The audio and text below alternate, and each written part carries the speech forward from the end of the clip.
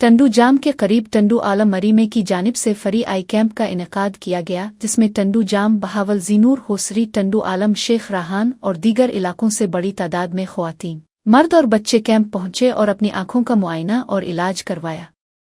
Camp का इफ्तिताह regional coordinator Hyderabad इमाम Ali Abbasi, senior CSR officer Barkat Ali Soho, field manager रजा Saeed, doctor गुलाम server महर, doctor कुंज़े Fatima और दीगर ने किया। कायदीन ने कहा कि पसमानदा अफराद के लिए इस तरह के मुफ्त कैंपों का इनेकाद जारी रखे हुए है।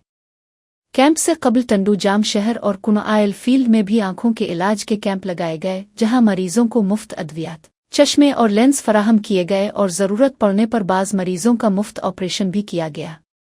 उन्होंने मजीद कहा कि आंखों के इलाज के अलावा ख्वातीन में मोतियाबंद और छाती के कैंसर से बचाव के कैंप भी लगाए गए हैं